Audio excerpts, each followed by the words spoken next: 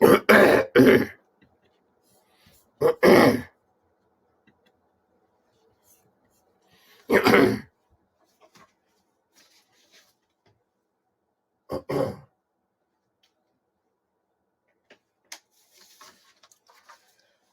أن لا إله إلا الله وحده لا شريك له وأشهد أن محمدا عبده ورسوله أما بعد فأعوذ بالله من الشيطان الرجيم بسم الله الرحمن الرحيم وإذ قال ربك للملائكة إني جاعل في الأرض خليفة قالوا أتجعل فيها من يفسد فيها ويسفك الدماء ونحن نسبح بحمدك ونقدس لك قال إني أعلم ما لا تعلمون. And when your Lord said to the angels, I'm going to place a ruler in the earth, they said, will you place in it such as will make mischief in it and shed blood?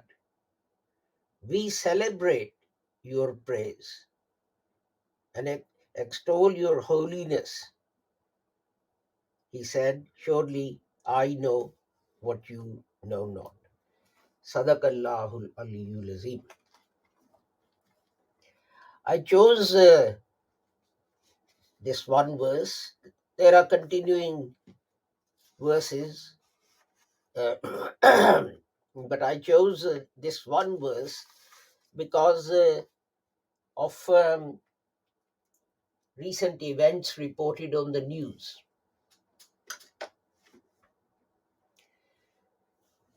And that is that in the United States, they've discovered fossils going back millions of years. And they're fossils of creatures, dinosaurs, and other related creatures which were killed, which were destroyed when it is said that a meteor hit the earth, causing immense devastation and so on. And that accident, that event killed all the living creatures on the earth. Because if that asteroid hit the sea, then that would have given rise to a sea wave hundreds of feet high, which would have washed away everything in the land area that we know. If it hit the ground, and in United States, there are places you can go and see them where there are crater, where huge asteroids have hit the ground. It would have thrown up so much dust into the air that for years it would have been pitch dark, and it would not have been possible for sunlight to penetrate that dust. And it would have taken years for that dust to settle. And the result would have been that the lack of sunshine and warmth and light and so on would have destroyed all living creatures, all living things on this land. And it occurred to me that science now accepts And it has proven, although when religious people say this, scientists sort of laugh at us and so on. But science itself says that at least once there was a Qiyamah. What is Qiyamah? And that is the end of all life on this planet. And then from that, new life started. Dinosaurs that died, whose fossils have been found in the United States, they didn't reappear. Their cousins who flew around the earth, they didn't reappear. But a totally new form, not just one, but new forms of life evolved and developed. And they crawled out of the sea and etc. and um learned to live on land. And we know the rest of the story. But as I said, science agrees that at least there was one Qiyamah. What is Qiyamah? End of all living things on this earth. So why there can't be another Qiyamah, I don't know. Why should it not be possible for the same thing to happen again? Another huge asteroid, and they make films about this, like sort of day of, after tomorrow and so on, that this asteroid is going to hit the earth, etc., etc. But then it led me into thinking that when we look at the Holy Quran, there are two ways of interpreting its verses. Remember, Muslims believe that the Holy Quran is God's message for humanity for the rest of time. So one way to interpret it is literally, and that is just take the meaning of what the words say. And what then happens is that you end up with lots of stories and fables and so on. And you end up with something that, this thing literally happened in this way. But there's another way of trying to understand the Holy Quran, and that's for deeper meanings. Why? Because if we realize and if we claim that the Holy Quran has a message for the whole of humanity for all time, then surely God would reveal it in language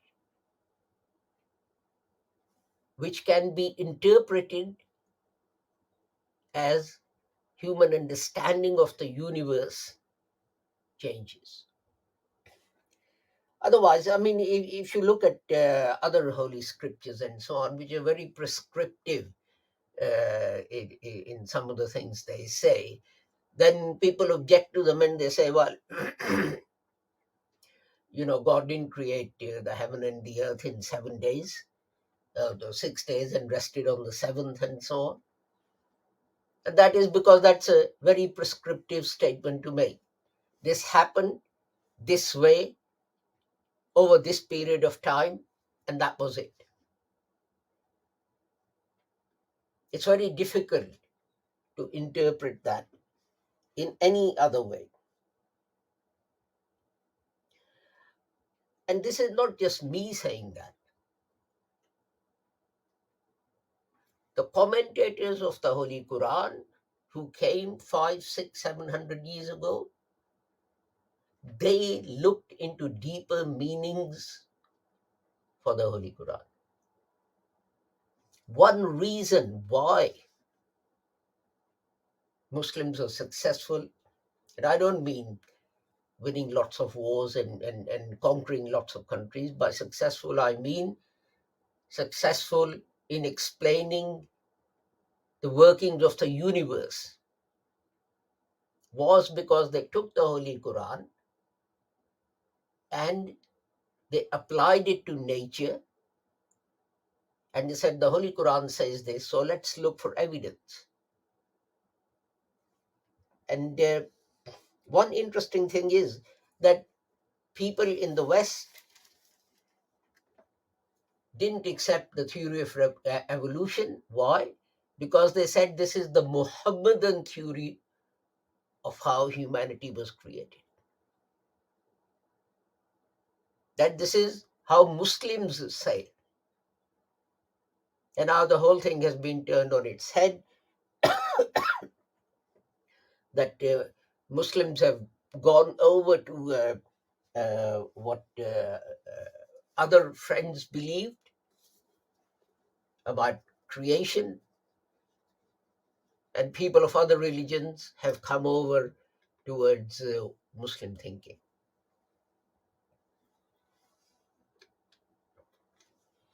So, as I said, that previous commentators, they would look for deeper meanings and understanding of the Holy Quran rather than just take the words. Let's take this one verse of the Holy Quran, that or a part of it, that God says, "I will create something, a ruler," and the angels say, "You're going to put something on this earth that will create mischief and shed blood." Now, Imam Ibn Kasir, 600 years ago, in his commentary on this verse of the Holy Quran, he says that angels are unable to predict things. Their knowledge, as they say here, that, we celebrate your praise and extol your holiness. Their knowledge is limited to what they've seen or what God has already told them. So, how could they know that if Adam is created, Adam is going to create mischief in the land and shed blood? It's a valid question. And then Imam Ibn Kasir goes on to explain that by saying, well, what it means is that there must have been creatures, Adam like creatures, that lived on earth before our species. And they must have created fitna. And they must have shed blood. And angels saw that. That's the only way. This is why in the West this was called the Muslim theory of creation. And Imam Ibn Kasir, Rahmatullah, says there's no other way that angels could do that, could know, because they only know what they've seen and what God has told them. And one way of God telling people is that they see and experience things. But the point I'm making is that our scholars in the days of old, they used to think about these things and reflect about these things, and they try and get new messages from the verses of the Holy Quran for guidance depending on scientific developments and etc. etc. So you see, here the word angels, what does that refer to? If you take each word and consider it and reflect upon it, it would take you months just to understand the meaning of this one verse of the Holy Quran. Angels. What are angels? Generally, whatever religion you belong to, you are told that angels are these creatures. They're generally white and not brown or black, and they have wings and they fly about. Where does that description come from? It's not in the Holy Quran. The Holy Quran just refers to angels. They run the universe, they control the universe, they do this, they do that. So we can say that angels refers to the whole of creation. All the forces, when God says angels run the universe, why can't it mean the forces that control the universe so that it operates without planets colliding into each other and so on?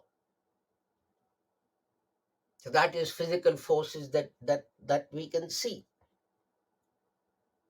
But it can also include spiritual forces as well. Now, another way to look at this verse is this, that God told the existing creation that another being is going to be created that will be superior to them all, that will rule over them. The question then is, do these, does the rest of the creation, ants and honeybees and whatever, do they have the intellect to understand such things?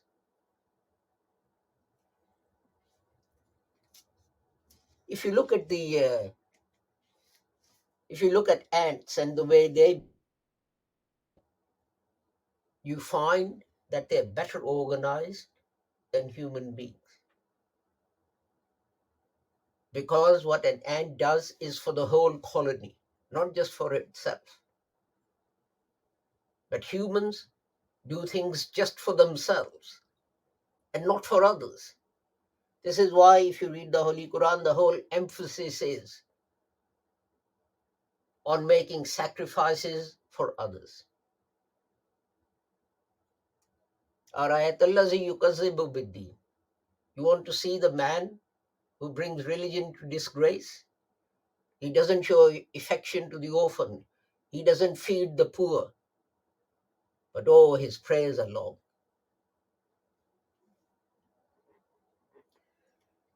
Honeybee is the same. Actually, there's a hadith of the Holy Prophet Muhammad. He saw someone slaughtering a lamb or something, and other lambs were watching. And the Holy Prophet was angry. His words are, do you think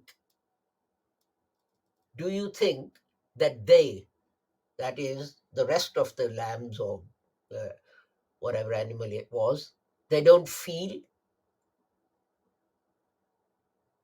If you're going to kill one of their species, take it away. Do it where others can't see. So this is the Holy Prophet Muhammad himself warning us that this happens. But then there are more amazing things. We were in San Diego and we went to the zoo. I mean, it is a massive zoo. It is like a whole city in its own right. And you actually need to get on a bus to be able to go around the whole of it. Otherwise, you couldn't do it. And we got off the bus and we were walking. And we came across this pen.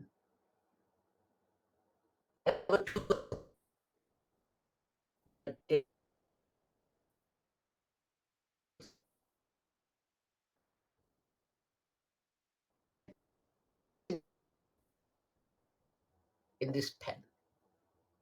And there was a board on there saying that one of them was ill And what they did was they put the other species in the pen with it for some reason, and then the ill animal became better. So they separated them. And when they separated them, that animal became ill again. And they were puzzled. So they brought in the species that they'd taken away, put them back together again, and found that they became healthy again. What was that? You separated two friends and they became depressed and sad. You put them back together again and they were happy again. Two totally different species that normally kill each other. There are these nature programs on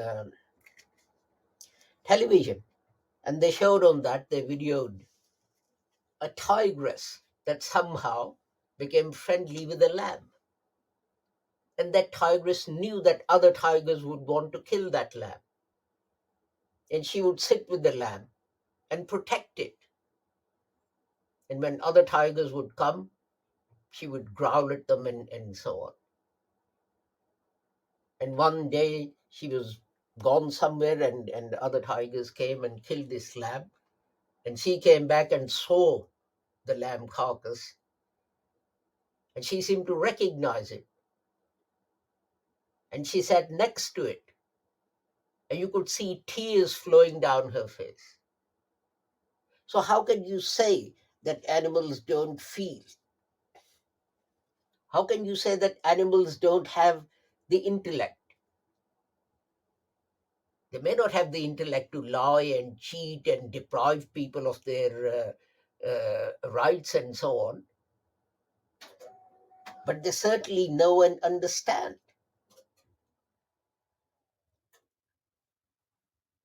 So it's not beyond reason. But the point is that it's only if you reflect upon the verses of the Holy Quran to try and understand greater and deeper meanings that you understand these things. Otherwise, you just read it like a story, or God said, I'm going to create a creature, place a creature on earth. An angel said, why? And this story is, repeated in lots of other holy scriptures. What benefit do you get from that? The only way you can benefit is if you read the Holy Quran and, like our ancestors 5, 6, 700 years ago, try and think about it. Apply what is being found in the physical and spiritual universe and apply it to the Holy Quran. Take what is in the Holy Quran and apply to the universe, to science, to everything else.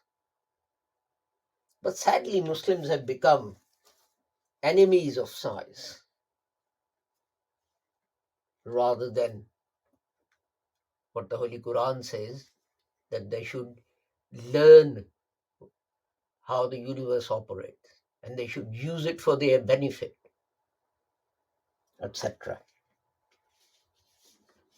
So this is the month of Ramadan, and in this month, there is a great emphasis on recitation of the Holy Quran. But I would also urge you to spend some time reflecting upon the Holy Quran and trying to find its messages for this age and in whatever country you live.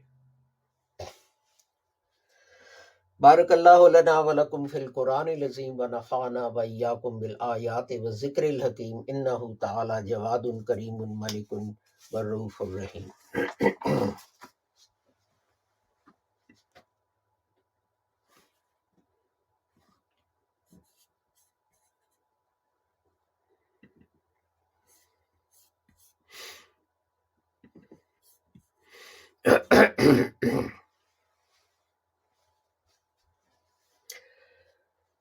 الحمد للہ نحمده ونستعینه ونستغفره ونؤمن به ونتوکل علیہ ونعوذ باللہ من شرور انفسنا ومن سیئات اعمالنا من یهده اللہ فلا مضل له ومن یضللہ فلا ہادی له واشهد ان لا الہ الا اللہ واشهد ان محمدا عبده ورسول اللهم صل على محمد وعلى آل محمد كما صليت على إبراهيم وعلى آل إبراهيم إنك حميد مجيد اللهم بارك على محمد وعلى آل محمد كما باركت على إبراهيم وعلى آل إبراهيم إنك حميد مجيد اللهم انصر من نصر دين محمد صلى الله عليه وسلم واجعلنا منهم واخذل من خذل دين محمد صلى الله عليه وسلم ولا تجعلنا منهم عباد الله رحمكم الله إن الله يأمر بالعدل والإحسان وإيتاء ذي القربى وينهى عن الفحشاء والمنكر والبغي يعظكم لعلكم تذكرون اذكروا الله يذكركم وادعوه يستجب لكم ولذكر الله أكبر والله يعلم ما تصنعون.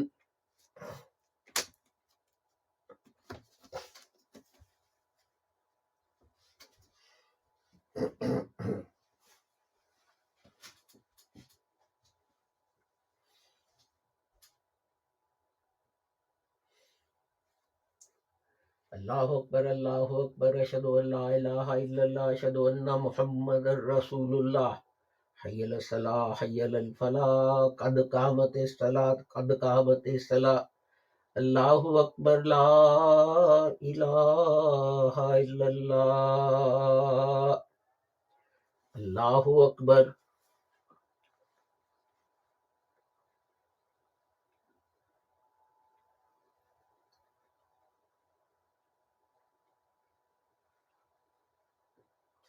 الحمد للہ رب العالمین الرحمن الرحیم مالک یوم الدین ایاک نعبد و ایاک نستعین اهدنا الصراط المستقیم صراط الذین انعمت علیہم غیر المغضوب علیہم ولا الضالین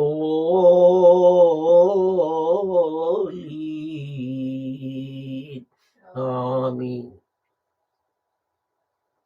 قل هو اللہ احد اللہ الصمد لم یلد ولم یولد ولم یکن له کفوا احد. اللہ اکبر.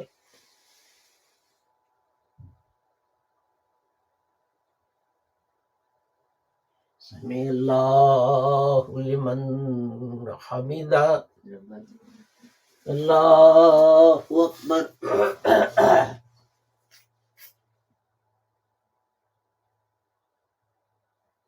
اللہ اکبر.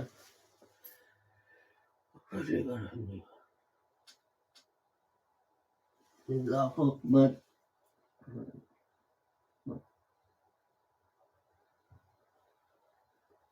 اللہ اکبر.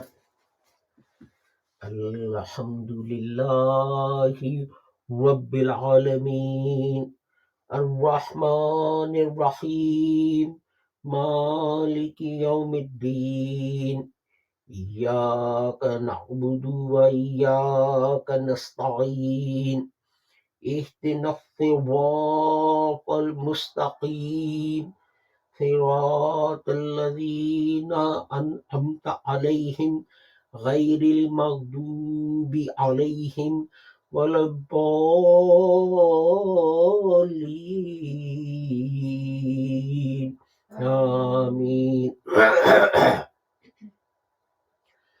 قل أعوذ برب الناس ملك الناس إله الناس من شر الوسواس الخناس الذي يوسوس في صدور الناس من الجنة والناس. اللہ اکبر.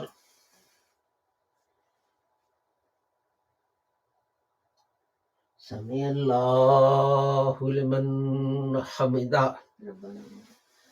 اللہ اکبر.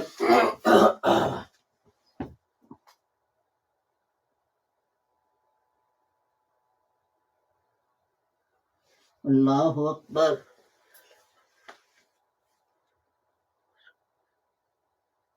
اللہ اکبر.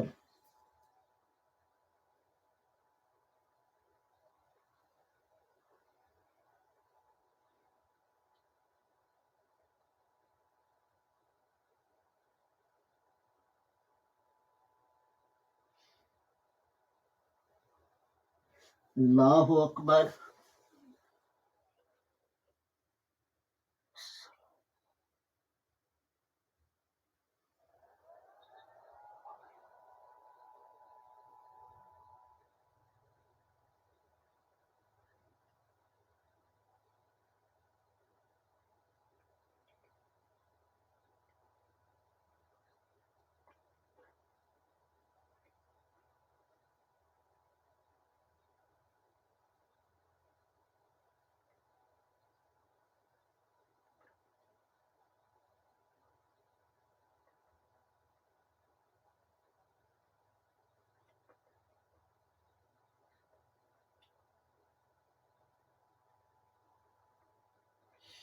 السلام علیکم ورحمۃ اللہ. السلام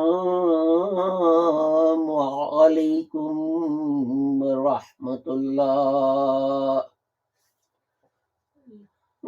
استغفر اللہ. استغفر اللہ. السلام ربنا آتنا فی الدنیا.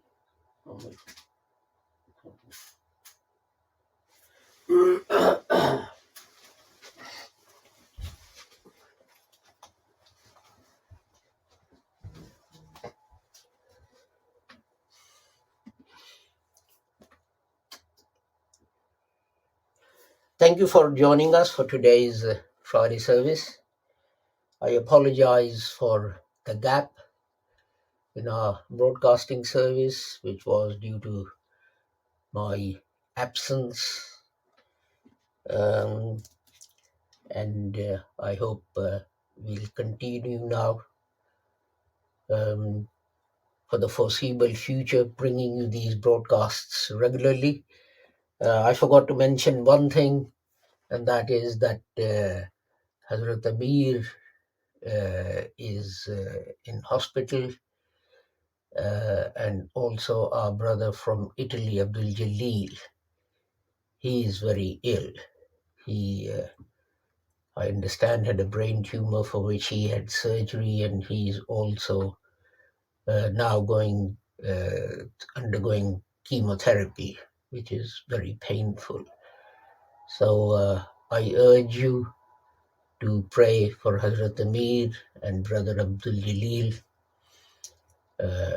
every day, in every prayer, that Allah may give them full health speedily, so that they may go back to their duties. With that, I take my leave of you. Whoever you are and wherever you may be, may Allah keep all of you safe and sound and free from harm. Assalamu alaikum, Khuda Hafiz, and goodbye.